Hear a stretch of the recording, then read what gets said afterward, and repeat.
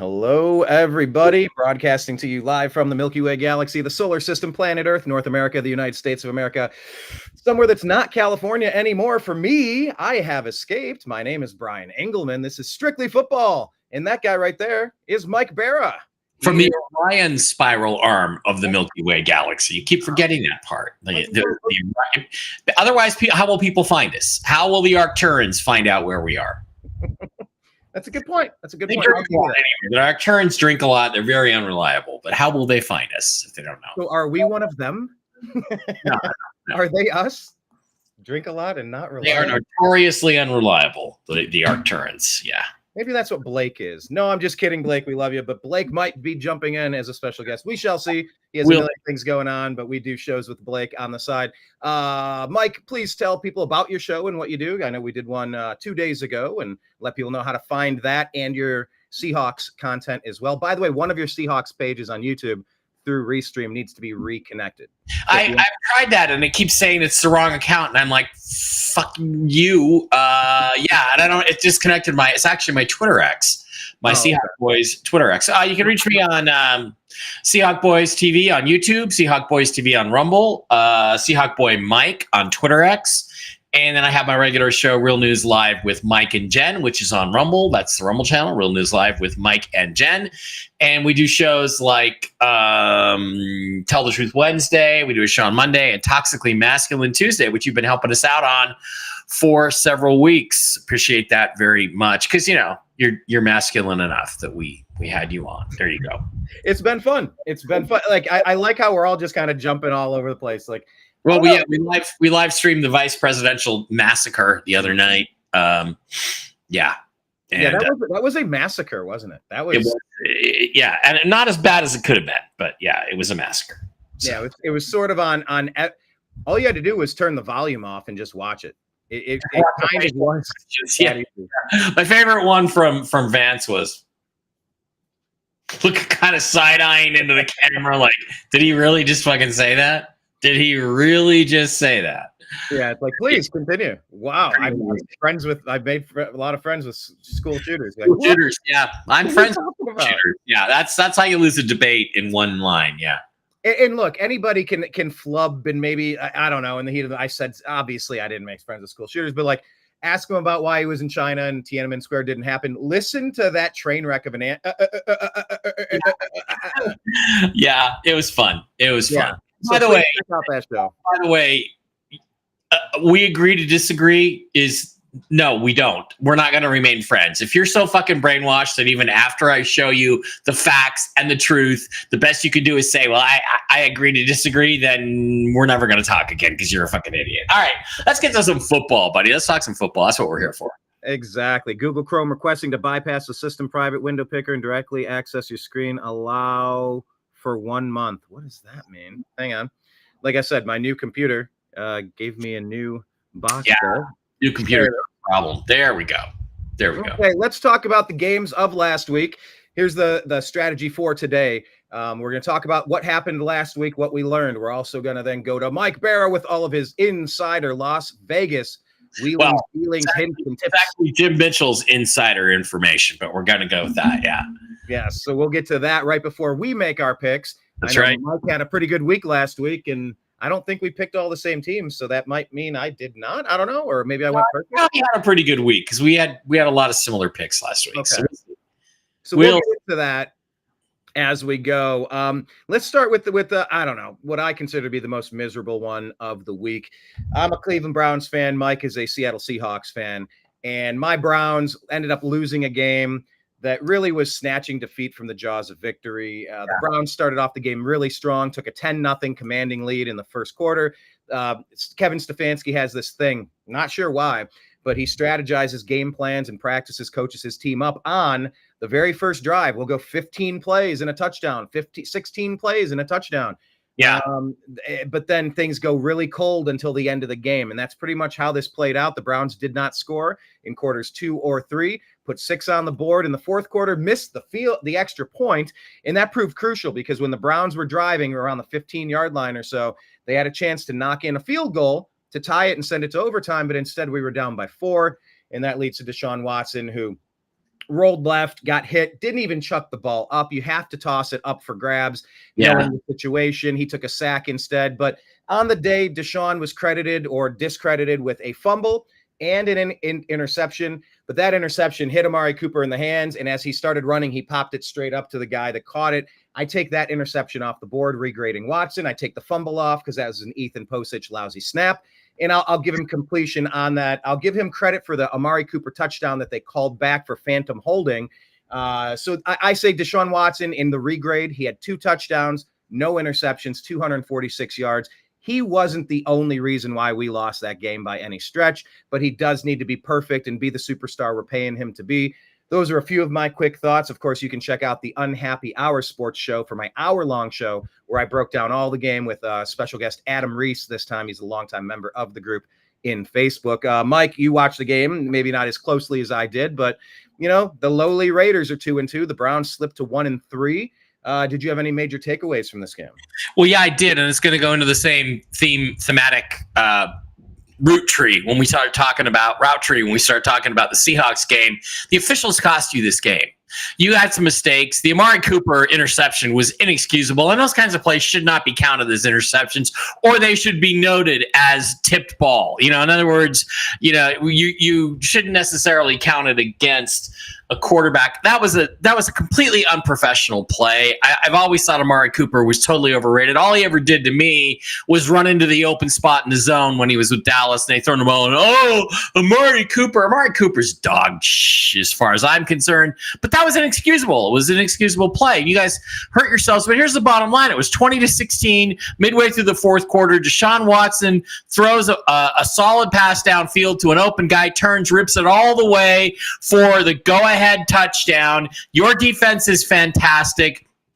I think if that touchdown stands, you win the game. The Raiders don't get close, and the referees took it away from you. And for absolutely no reason. Even Ross Tucker, who's calling the game, is like, I don't agree with that call at all. No shit, Ross. They literally made up a holding play out of whole cloth. They made it up out of whole cloth, and this is going to go into the Seahawks game. Now, in our case, the officiating did not cost the Seahawks the game. Their inability to stop the Lions cost them the game. But it contributed to the possibility of them being able to win. In your case, this call wrecked your chance to win the game. It was as if somebody called down from New York or Las Vegas and said, we can't have the Browns beating this point spread or winning this game or whatever it was, because there was no justification for that. And I'm past the point of, this is incompetence. Literally, how can there be a penalty that you literally cannot see? Okay, either the referee is so incompetent that he should be out of the NFL this game right now, or he did it on purpose under orders from somebody else, or out of his own pocket because he bets on football. There's literally no excuse for that. There was no hold. There wasn't even anything close that you could remotely call holding on that play, and it pissed me off not just on your behalf, but as an NFL fan, because I want to believe that the games are fair and they're not rigged, and it's becoming increasingly hard to believe that based on what I see sometimes on the field, Brian. I appreciate that getting my back there. And of course, it's not really getting my back. It's just you're calling it how you see it. And how you see it is the same way we all saw it. And let me go one step further on this point. Two points. Number one, you're talking about, are the games being fixed, this, that, and the other. We know Tim Donaghy in the NBA, he's been busted. Mm-hmm. Give me a break. A million people have been doing this. Pete Rose just passed away. Rest in peace. I ran into him in Vegas one time, and they kept him out of the Hall of Fame. He never bet against his own team that you could determine. But as a Cleveland Browns fan, we feel as though the referees in the league have had it in for us since 1999 because we were able to keep our team. We kept our team name. We kept our team colors. And they've always been salty that they weren't able to completely steal our team. We have referees invent plays like in, I think it was 99 when we came back, the Bottlegate game. When Tim Couch was leading a game-winning drive and he went down, they got a first down, went up to the line of scrimmage, ran a play, that was incomplete. Then the refs came in and said, no. We were calling a timeout. We were reviewing the previous play. We're like, no, we already ran the play. no, we were waving, we were signaling that we were going to, but you ran the play instead. And they go, yeah, that's what it happens. If you run the play, you can't go and reverse the previous play. You cannot take the play off the board that's already in Cleveland. They did in Cleveland, and that's what created Bottlegate when everybody threw their bottles onto the stadium grounds. And whether it's in the AFC, was it divisional game against the Kansas City Chiefs with Baker Mayfield, who threw a touchdown pass to Hollywood Higgins, but Dirty Dan Sorensen of the Kansas City Chiefs came by and hit him helmet to helmet, causing a fumble through the end zone, which was a touchback. That should have been 1st and goal at the 1-yard line plus a 15-yard penalty. That guy should have been ejected, but the NFL referees are always rigging it against the Browns. It seems like we have Blake Walley in the room. I don't think you're unjustified in saying that. And the same thing with the Seahawks. We got called for things that it seems like other teams just don't get called for. On the other hand, during the Pete Carroll years, we had a few breaks. We got a few breaks on calls, but stupid rules. I mean, it's funny. There was one game against the Lions in like 2015 where KJ Wright, the Lions fumbled the ball into the end zone as they were trying to score. KJ Wright just takes it and pushes it out of bounds, and the referees say, "Okay, touchback." Right. And we get the ball and they say, well, no, the rule is that you can't deliberately bat the ball out of bounds. And I'm like, okay, so technically it should have been a penalty on the Seahawks and the Lions should have gotten the ball back. But then here's the thing. Neither Pete Carroll nor the Lions coach at the time, he was Jim Caldwell, neither one of them said a thing about it.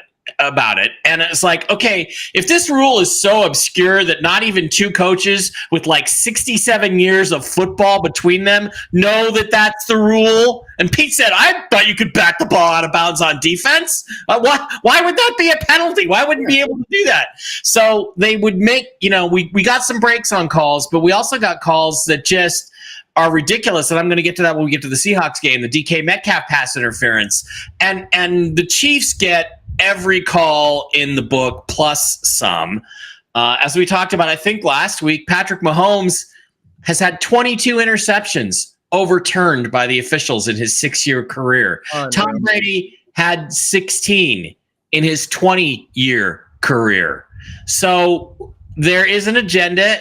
And the officiating. I mean, the thing is that there's no accountability for the officiating.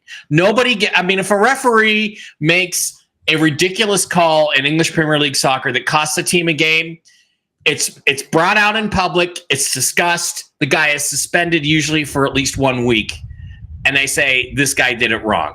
Now with VAR and things, they have other issues. I think what we've got to go back to, Brian, is I think we have to go back to what we had 3-4 years ago, where literally any call can be challenged. I think that's fair. Why not? I think that's super fair. And it's so weird because we've all seen that where a quarterback will get in trouble, or the running back, they can knock the ball out the back of the end zone. It's called a safety. You forfeit your possession, you have to punt it back, and there's 2 points. But like, it's something you can do. I don't know. It's just I also think we need to stop changing the rules every single off season. We need to. It's hard to even understand. Wait, why is the time not stopping? Yeah, but you guys, it's the second quarter after Memorial Day, and then if that happens in the final 2 minutes, then the clock will run as long as you're like, oh my God, just simple rules. It's a simple game. We're overdoing it. Yep. Hi, Brian. I want to introduce everybody to this gentleman here, the Purple People Eater. He is Barney for the dinosaur. He's purple. What else is purple? Famously purple. Well, unfortunately, your Minnesota Vikings. Your surprising Minnesota Vikings TVs, Blake Walley. Right. Yes, I left both of my Vikings jerseys in Minnesota. I forgot to grab them when I was in town, so I'm gonna have to buy another one. I'm trying to get a Blake Cashman jersey, I believe. But this is my purple shirt that I got from my pillow, Mike Lindell, on his little clearance sale. These are probably not something I'd wear in public, but it's actually quite comfortable. Yes, it's a little bit sheer and sexy there, Blake. Oh yeah, it's a dream. Well, yeah. Well, I was just gonna do a quick cameo, Brian, but I didn't know you were gonna be streaming on all of my channels. Now I felt like, well, I gotta make some kind of an appearance. I gotta look presentable, right? Yeah, there you go. Exactly. Hey, that's what we do around here. We want everyone to get their message out as many places as possible. And we'll get to your Vikings right after we get to Mike's Seahawks here. This was a 42-29 defeat of the Seahawks by the Lions. Jared Goff had a perfect game, right? The immaculate game, but he didn't even get the game ball. They said sorry, and of course, he didn't realize he just 18 for 18. Look, a lot of scoring. This is a type of game I enjoy watching. Of course, I played defensive end. I always appreciate defense, but Mike, you watched this closer than I did, aside from the fact that I had a ton of fantasy football implications on this game. Walk us through, what did we learn in this Lions victory? Well, the thing is, again, this is kind of what we expected. I said, look, we were down 3 of our 4 starting defensive linemen. I knew we weren't going to be able to stop them. So it's a question of we had to score a lot of points. Their secondary is weak. And we were able to take advantage of that with some, again, short throws. The Seahawks have probably the best run after the catch receivers in DK Metcalf and Tyler Lockett and Jackson Smith-Njigba.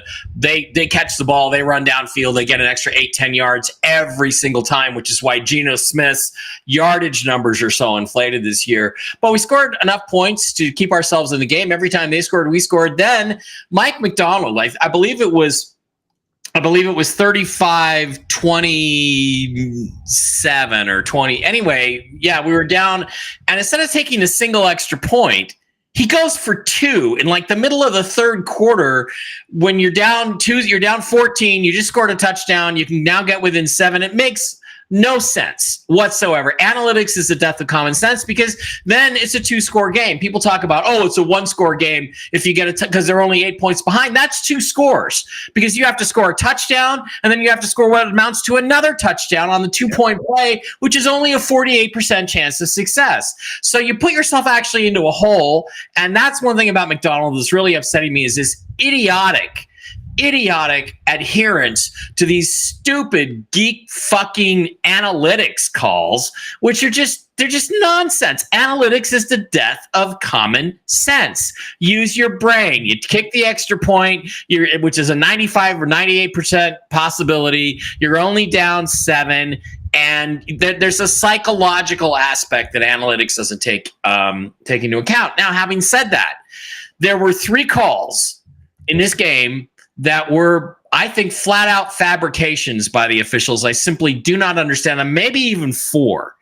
And you got to go back and look at this, that the officials did not cost the Seahawks the game, but they did cost them a chance to win the game, because if these calls were made correctly, we would have been within 5 or 6 points on the last drive with a chance to win the game. We didn't deserve to win the game, but we would have had a chance to win the game.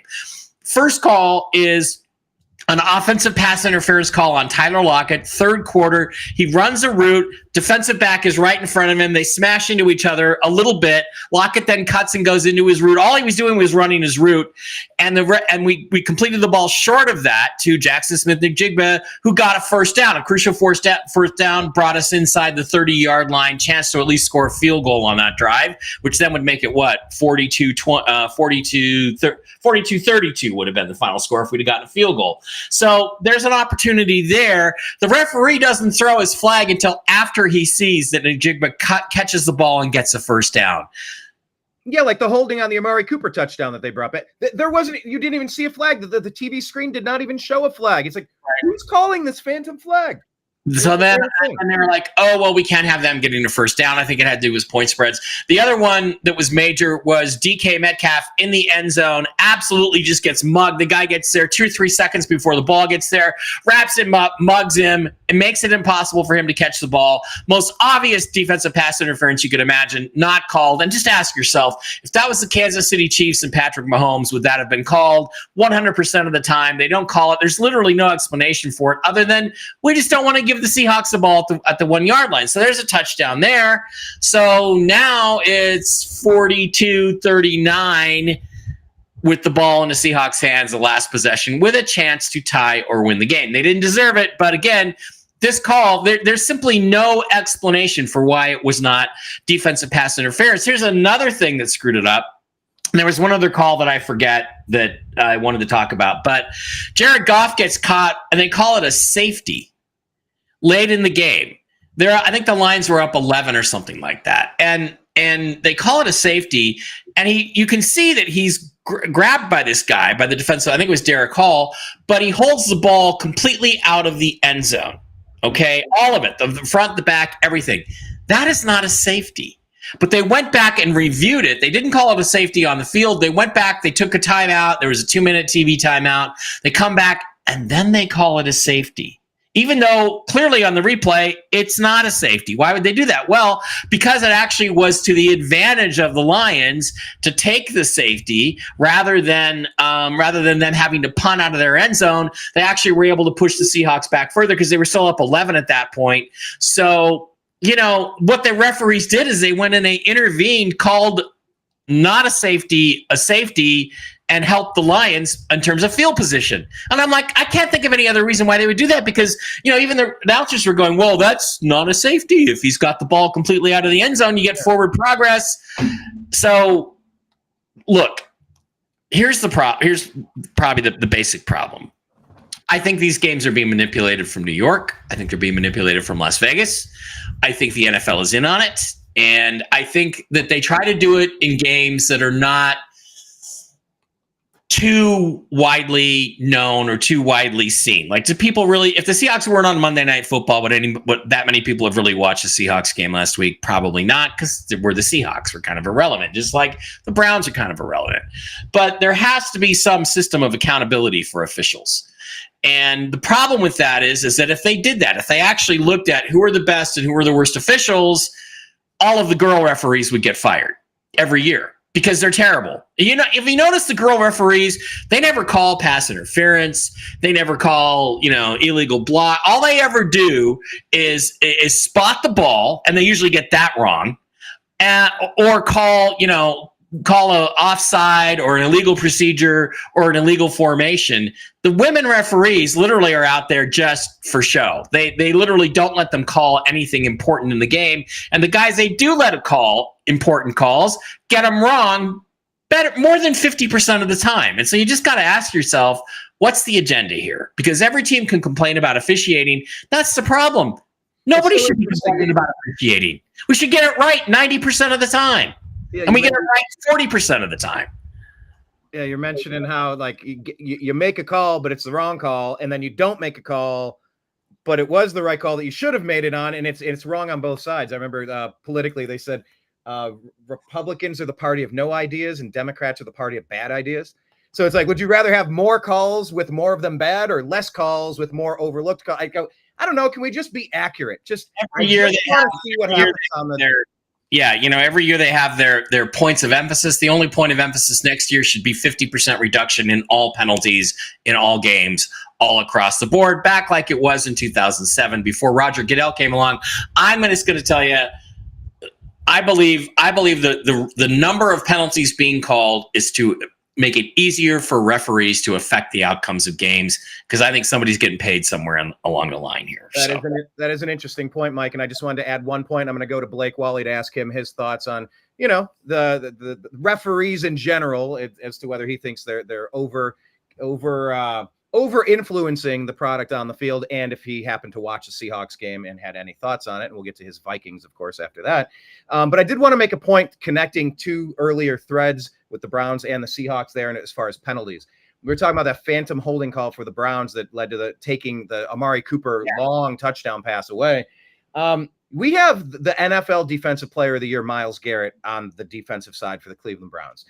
He gets held by one or two or three people on every single play. Yep. And the referees just let it go, because the rumors are, well, you're too good. You're too good. Well, if we threw a penalty every time you got held, we're never going to do anything. You're just going to go all the way back to the 5-yard line. It's like, well, yeah, that's what it should be. You're robbing the NFL of all these highlights. So if you're not going to call all of the penalties committed on Myles Garrett from the opposing offensive lines that cannot ever block him, right, you at least owe us the decency of not calling ticky-tack shit on our offensive linemen. When in doubt, swallow your damn whistle and don't be there. You owe us that. If you're not going to give Myles what's due to him, you owe us sitting down and shutting up and swallowing that whistle, Mike. That would be if you're giving him the benefit of the doubt that the officiating is honest. And I'm reaching the point where I don't think it's honest anymore. Anyway. No, that's fair. And let me bring in Blake Walley, TV's Blake Walley, the Vikings fan. First off, did you see the Seahawks-Lions game? Have any thoughts on it? But then jumping into the issue of refereeing, you used to live in Las Vegas as well. It's a gambling town. We know what's up. Pete Rose just died, by the way, famously held out of the withheld from the Hall of Fame because of gambling. Any thoughts on the game in particular, and then any thoughts on refereeing and gambling? Well, I guess I was dismayed by the end in that safety call. I was hoping Goff got that pass up. I'm not 100% to who it was, but I needed another 25 yards from Mont St. Brown. I could have I could have made like $500 on a couple of player props that I had he made the 70 yards. So that was a tough loss. So does that mean that your $500 was the reason why they called in from New York? Like, dude, Blake's going to make half a G. You got to watch this. Yeah, we can't let Walley have that $500. Right. You never know. But I do believe that it is probably rigged at certain times. So I don't trust it. I've seen enough blown calls in my lifetime. And yeah, I completely agree. They should be able to review anything and everything. So that's a disgrace to the game and the product. If we had the situation like we had in 2021 or whenever it was, they let him do that. The Seahawks would have said that was defensive pass interference. They would have replayed the DK Metcalf call. Everybody would have said that's defensive pass interference. Like the Seahawks would have had the ball at the 1 with Ken Walker. They would have scored. And so now it's a 42-36 game going into the last drive. The Seahawks have the ball. So, it would have affected the outcome of the game. So it's time to bring that back because this officiating, they're officiating the games more, and they're doing a worse job. Yeah, that's a bad combo right there. Blake, let's talk about a good combo. Sam Darnold and the rest of the league. Sam Darnold proving himself. Sam Darnold and the Vikings. That's a good combo. Vikings get the win 31-29. Oh, my Lord, Blake, your Vikings are 4-0. What is happening up in Minnesota? Oh, it's great. It's an unexpected surprise. We weren't really sure what to expect. I figured they could win anywhere from 5 to 10 games this year, depending on how well Sam Darnold did. And he has exceeded all expectations and then some. So it's great to put him in a good situation to see how talented that he really was coming out of USC and then being in some tough situations with the Jets and the Carolina Panthers. Didn't quite get to he was good on San Fran, but they already had Purdy. And so now he gets a fresh start in Minnesota with a decent offensive line and weapons around him and a good offensive-minded coach. And he has thrived in the system. So very refreshing. Great to see him win some tough games against San Francisco, Houston. And, of course, it's always a bonus when you win in Lambeau. They were really up ahead big time at the half and then almost let the lead slip away, but were able to pull it off. Also of note, of course, the great defense of scheming there. So that's always good to see. Brian Flores runs quite a good defense. They're fun to watch, and yeah, we'll see. I will be watching them. As you can see, I'm in the England. I don't remember the name of the stadium, Tottenham something. Where they're going to be playing NFL. Yeah, it's just the Tottenham Hotspur Stadium. Yeah. Oh, okay. So this normally is a football, soccer stadium that you'll never see a trophy in. Spurs haven't won a trophy of any kind for like 50, 60 years. They just keep not winning trophies. Sounds like Cleveland. By the way, speaking of sound, Mike, your audio sounds better. I know we've been tweaking audio. I got this working again. So yeah, that's good. Kudos. It is definitely sounding good. Yeah. So Blake, you play in England. What's the story? London. Yeah, it's going to be at 9:30 Eastern. So the quick early morning game if people have the NFL Network, and they will be able to tune in. It should be an interesting matchup against Aaron Rodgers, except he's on the Jets, not the Packers. So it should be a close one. I think some people are kind of expecting the Jets maybe to pull off an upset. They also have a very good defense, but we'll see. I will be watching and looking forward to this. Yeah, your Vikings were in command of that game, but they let 22 points on the board in the fourth quarter. I mean, you almost let it slip away, but look, good teams find a way to win those games, and bad teams will always find a way to lose them. Or like Mike said, the referees will guide that.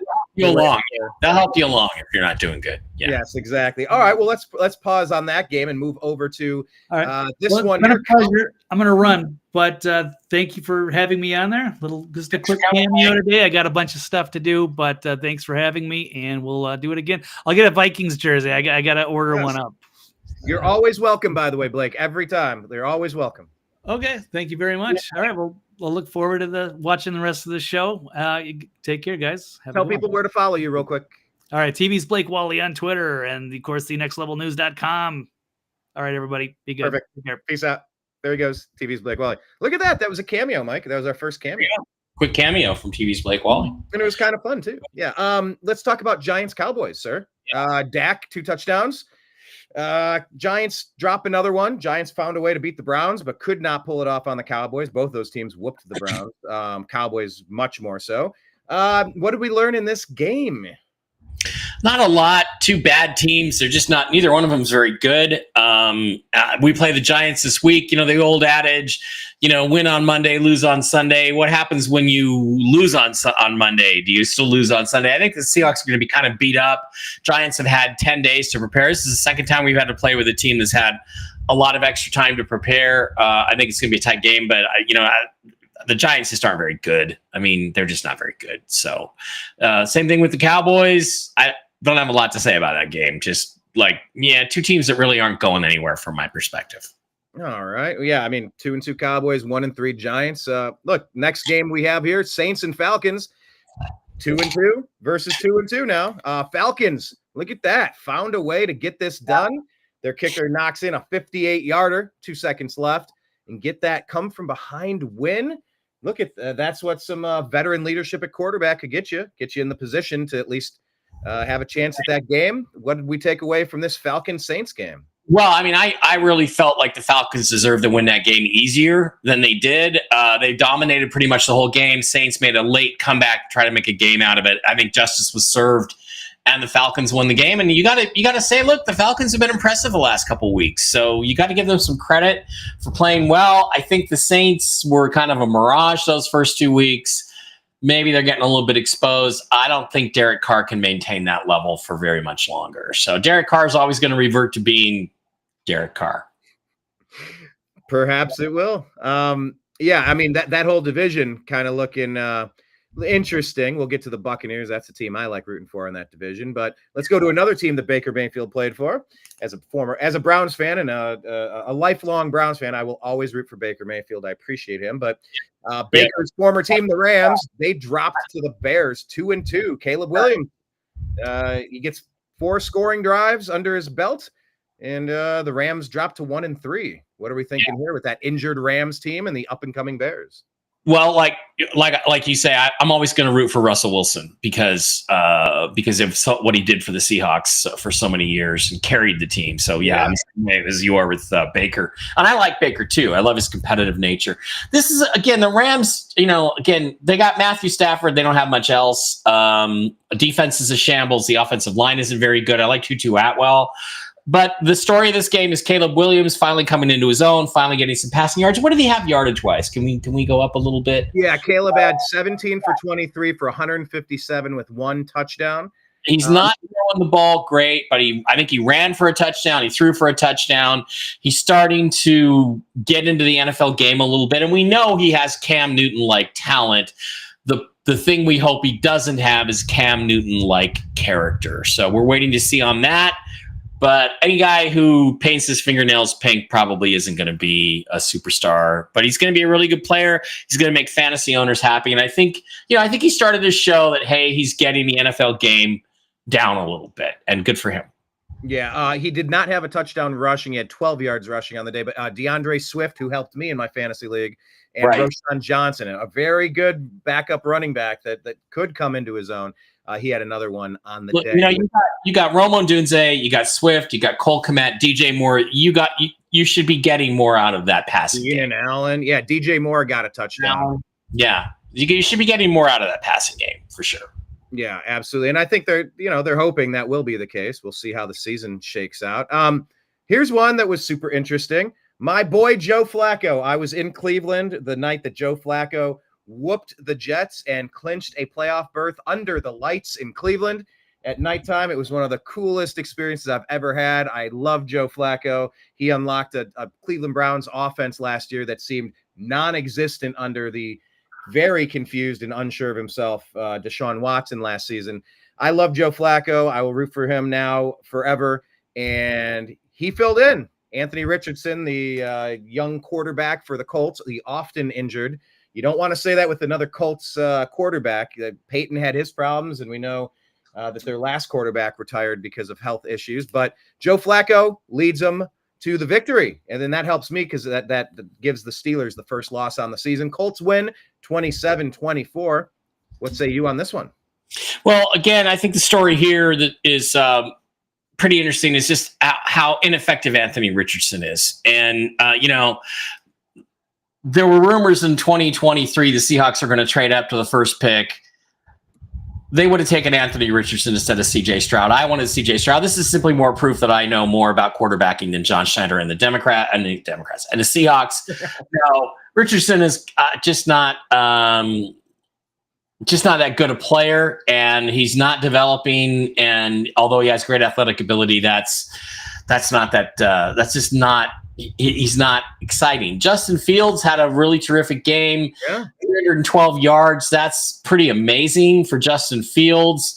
But he still, I don't think, sees the field that well, and they're not productive in the passing game. 1 touchdown. I still think when Russ gets healthy, Russ takes over. I was surprised. I thought maybe if they fell behind, I think 17-0 in that game. And I thought if they fall really far behind, we may see Russ in the third quarter or fourth quarter. And then that'll be the changeover. But it didn't happen. They stayed in the game. You got to give Fields a lot of credit.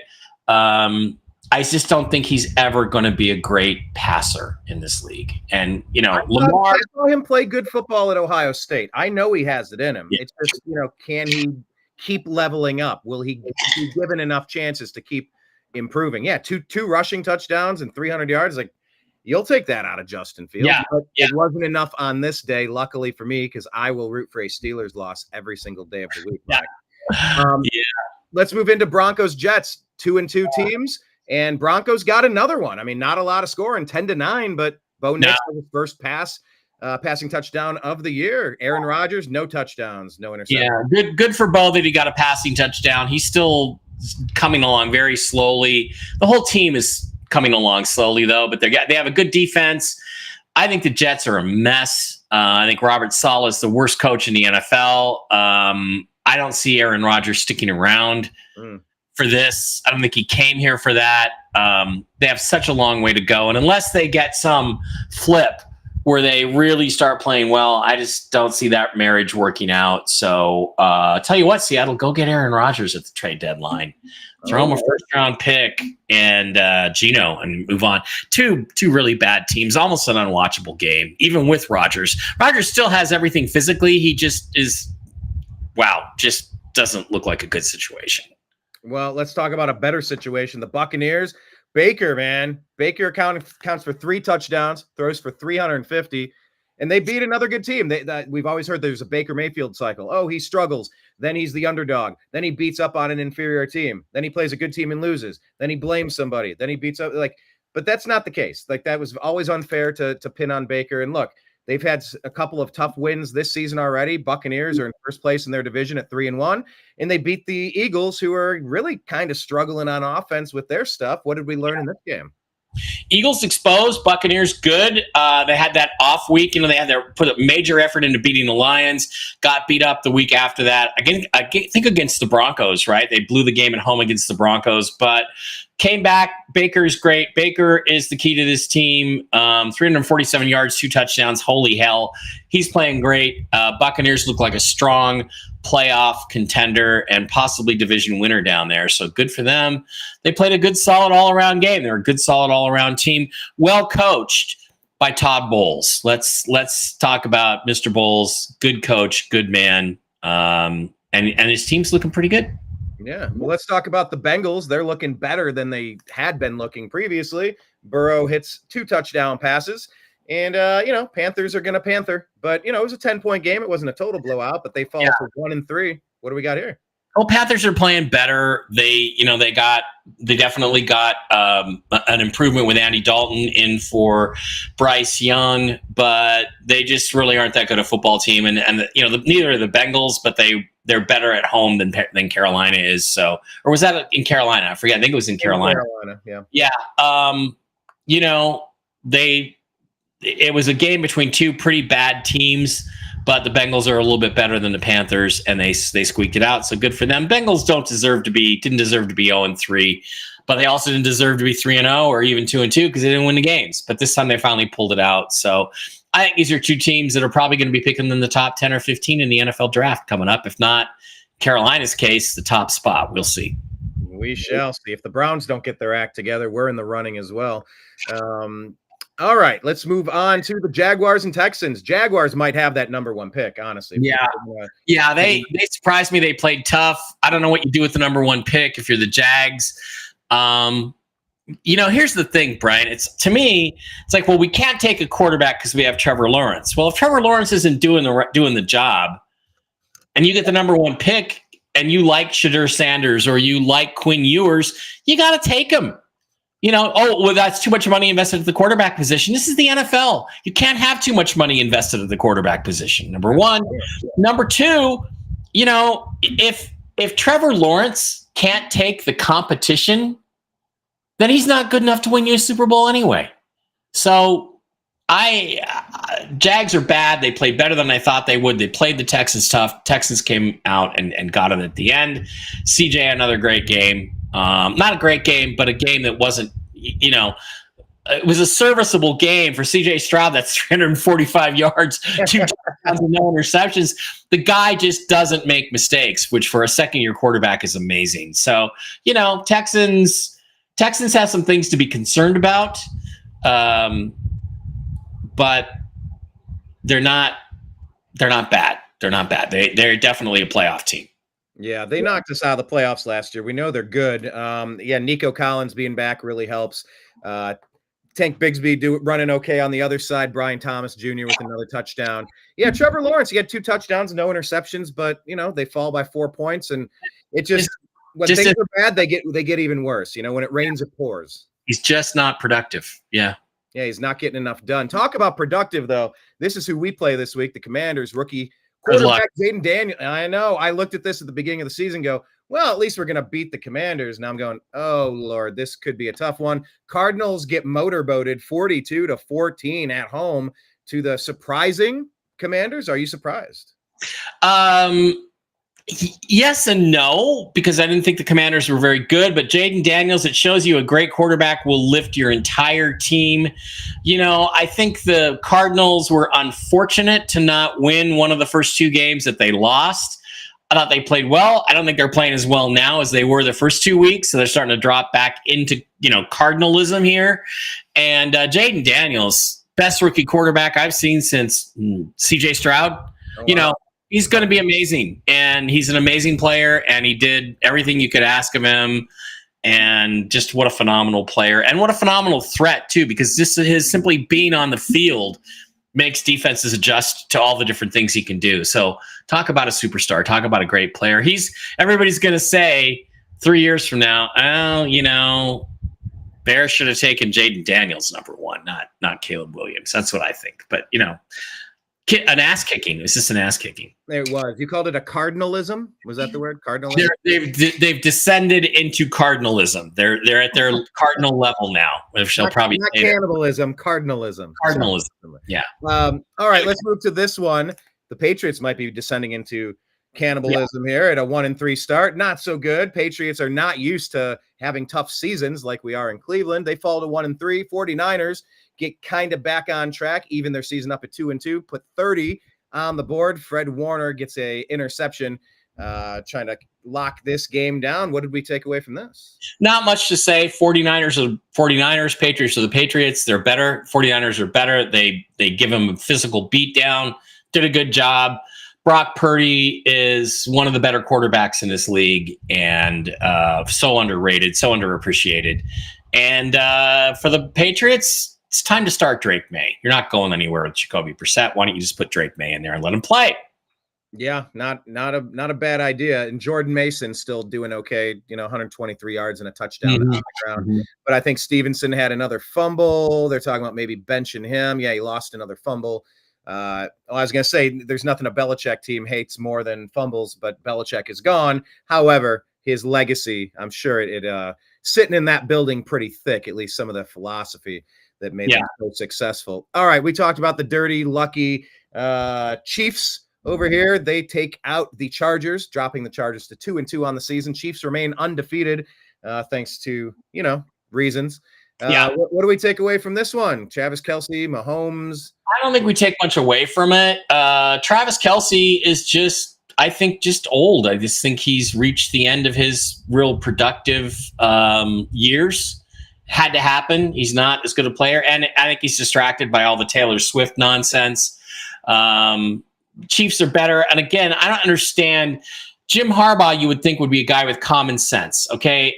Third quarter, 10-10 ball game. You're playing the Chiefs, the defending champions. You're at the 8 or 9 yard line, fourth down. You kick a freaking field goal and go up 13-10 at home. So if the Chiefs score a touchdown, you still can win the game with another touchdown. Instead, he goes for it on fourth down for no freaking reason whatsoever, because of the stupid analytics book. And the momentum of the game shifts. And that's the thing analytics doesn't take into account is emotion, momentum, how you feel, how your players feel, how you feel.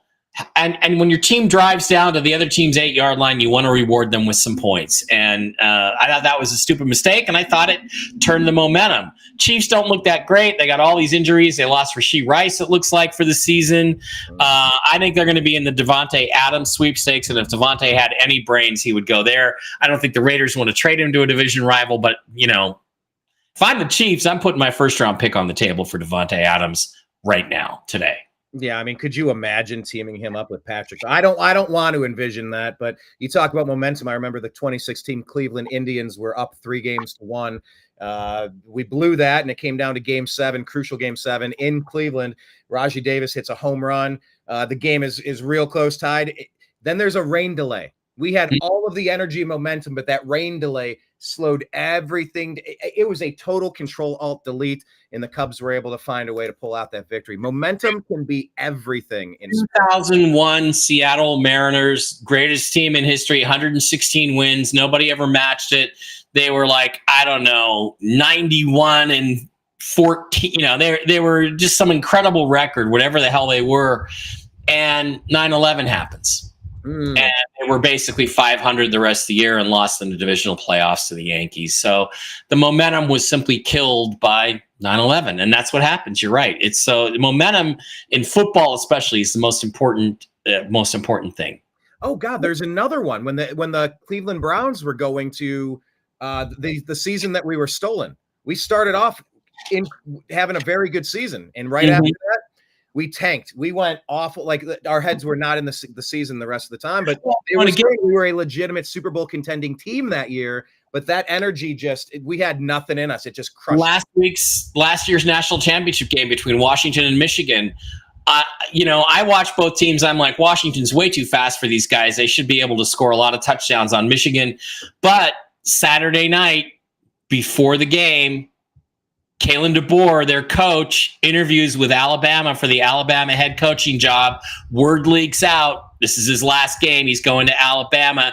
The Huskies come out completely flat, get run over in the first half, and end up, a game that was close until late in the fourth quarter, but took all the air out of their sails because every player on there knew that their coach was dumping them to go to Alabama. So these kinds of things do matter. These kinds of things. How dare they leak that stuff? And you know what? If he was a smart enough coach, he would have made sure.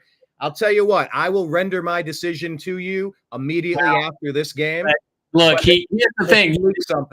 Here's the thing. He was angling to get the great job at Alabama or somewhere else. That's what he was always angling for. He was never going to stay at Washington. So whether Washington won or lost that game didn't matter to him. What mattered to him was getting that big deal with Alabama, and he had it. And that's the way it goes.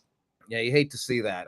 It's so unfortunate to the kids all season long, and then just ends up imploding because of that stuff. All right, let's talk about this. A team I wish would implode, but I'll tell you what, they had a really impressive, perhaps the most impressive win of the week last week. The Baltimore Ratbirds, even their regular season record at 2-2, whooping on the Buffalo Bills, who dropped to 3-1.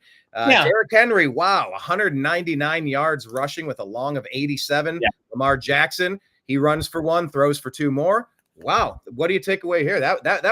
This is a statement game, Mike. Yeah, Ravens brought the physical. Bills didn't seem like they really wanted to be there. They were 3-0, kind of fat, dumb, and happy. And when they got behind, I think they kind of just like, well, we'll come back next week. So I think it was really just the Ravens were desperate to win that game. They had to win that game to stay in it. They did. Bills are saying to themselves, well, we'll get them when we get them back in Orchard Park. So that's all that was going on there. One of those games that just happens during the season. Every team's going to blow a game they should have won. By the way, also, fat, dumb, and happy is sometimes how Blake, Walley, you, and I are referred to. Although I don't know in what order. I'm not sure what order that goes. I would be fat. I'm the fat. I'll give Blake happy. We'll give him a nice one. Why not? That makes you dumb. Well, what about Mason Rudolph? He's the one that got in the fight with Myles Garrett. I called him fat and dumb. Yeah. Not happy so much. But look, he led the Titans to their first win on the season. Yeah. And the Dolphins, man, they are struggling. Tyreek Hill was my number one pick in my fantasy league. He ain't giving me nothing with any of these quarterbacks now that Tua's gone. Titans on the board. Dolphins match them at a 1-3 record. What's our takeaway here?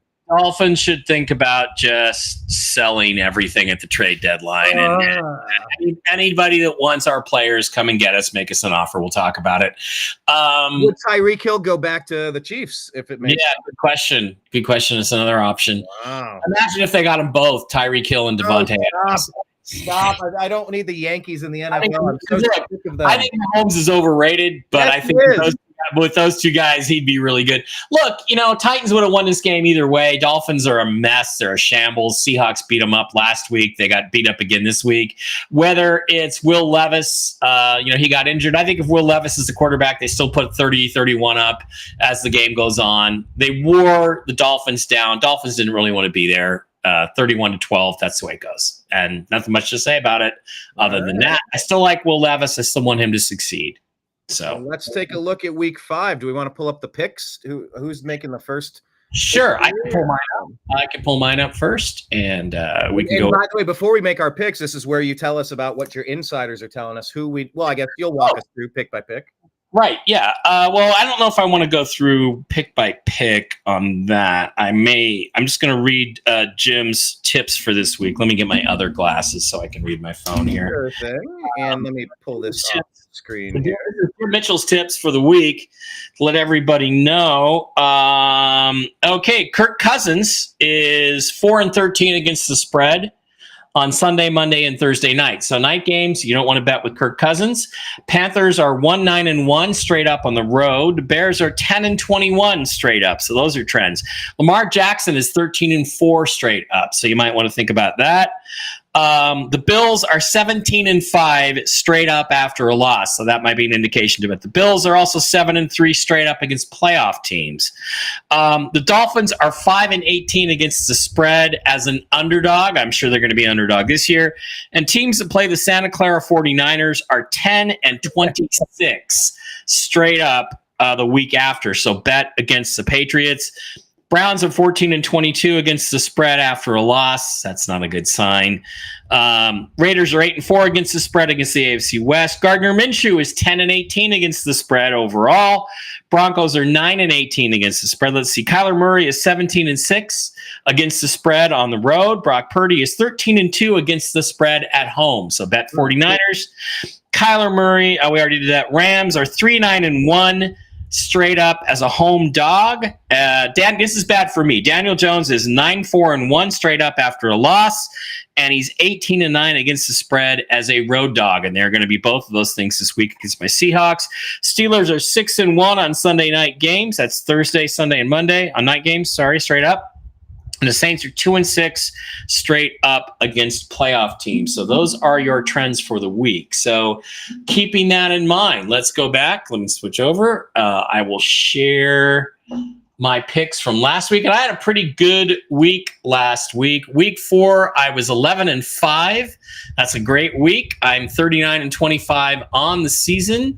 Those were my picks from, I didn't get Cleveland right, but I blame that on the refs.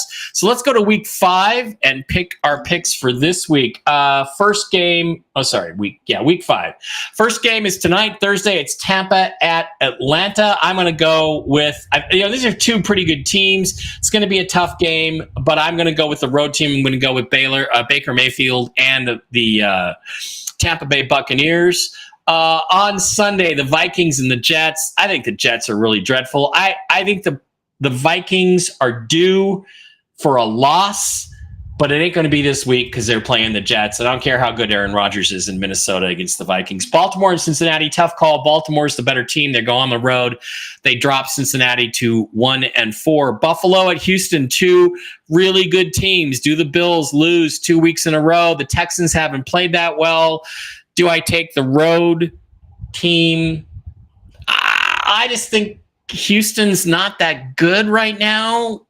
They're good, but they're not playing that good. I'm going to take a risk and say the Bills here. Chicago, Carolina. Chicago, Caleb Williams is greater than Andy Dalton. I think they're going to win at home. Browns versus Redskins. I would like to vote for your Browns, but I think they've got a lot going against them, including the officials. I got to go with Jaden Daniels to keep it hot.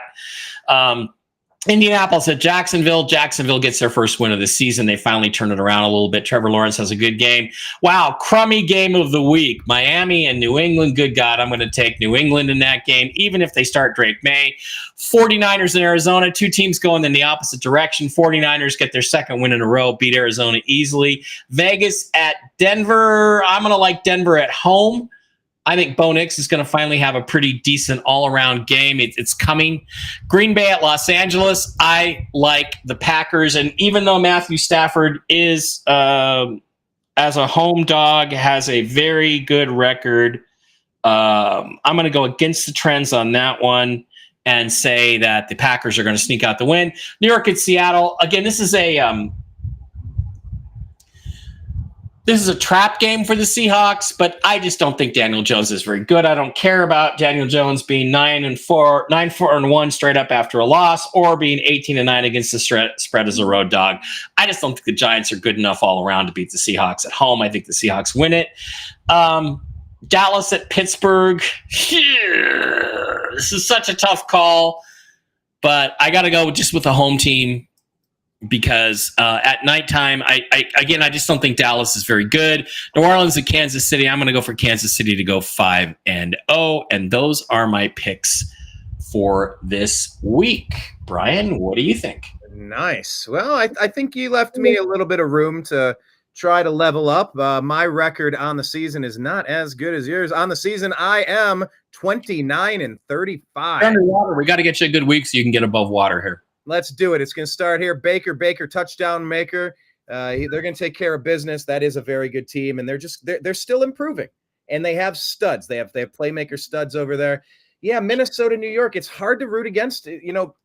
How am I going to vote against and root against the Minnesota Vikings or pick against them when they haven't given me a reason to yet? Mm-hmm. I don't know. I think the Jets have potential, but I'm just going to stick with the Vikings here until they prove me wrong. I think we might separate here. I think you went with the Baltimore. I'm going to go with Cincinnati. I think they just started so weird with the Jamar Chase contract stuff and some nagging injuries. They are a very talented team. They're a super multi-AFC championship game in the past, 5 or 10 years now. Right. Under the new leadership. So I think they get it done at home. Buffalo, Houston. Good. I'll get back to that one. Chicago, Carolina. I think this one is going to go to Carolina. I think leadership will get it done. Shockingly enough, I do like their defense. I really do like the Bears' defense, but I just don't see their quarterback doing enough at this stage. And I think Dalton is really shining. In comparison. Right. This one, I'm picking Cleveland. I think that what we've seen out of the Browns, when I did my hour show on the Unhappy Hour, I really said that we gave the game away on 10 different places. Any one of those plays, we win that game. Yeah, I think we won that game, and we should be a 2-2 team thinking differently about ourselves right now. So I'm going with it. I don't think our season is lost, and I do think we can come back and still be a playoff team. We just have to play a whole ton better. We do have talented players, though. So I'm picking Cleveland. Indianapolis, Jacksonville. I do want to say Jacksonville for their first win on the season, but Joe Flacco, he's money. He's elite. As Donald Trump told us, Joe Flacco is elite. I'm going to go with them. And I just think there's something residual in Miami that can get this one done. The Patriots aren't looking fantastic either. And I just know that the Dolphins were a very good team. I know that there's some residual muscle memory there. The Patriots are rebuilding and figuring everything out. New coaches, new schemes, new players. They're still figuring it out there. Yeah. San Francisco, they're good. They easy. have a problem with the Cardinals. But of course, it's any given Sunday. I could be wrong. Denver, Vegas, I just haven't been impressed with what Denver's done. Of course, 2-2 is way better than 0-4. They're not getting much on the board, but it's been enough. I think the Raiders, amidst all of the Devontae Adams trade talk, I think they still get this win in Denver. It'll be tough on the road, but whatever. It's NFL. Suck it up, Buttercup. Green Bay, Los Angeles. I do like Green Bay here. The Rams are just too dinged up. Seattle, you guys are going to get that win. Dallas, Dallas whooped us in game 1. It made us look way worse than we actually are. I just hate the Steelers. So I'm going to say Dallas with the upset, Pittsburgh at home. Right. New Orleans, Kansas City, fine. I'm going with the Saints. The Chiefs are banged up. They're starting Kareem Hunt at running back, for the love of God. So I'm going to go with them. And then finally back to Buffalo, Houston. I held off. I still don't know which Buffalo team is going to show up. So I'm going to say Houston in Houston for this win. And that wraps up my week 5 predictions, Mike. Good. So you got a chance to catch me a few times. We got some differences in some games, and it'll be another fun week of football. So absolutely looking forward to it. Appreciate you today. It's always great having all that inside chatter to kind of give us some betting perspective. And on your way out, tell people where they can find your stuff if they want to find you outside.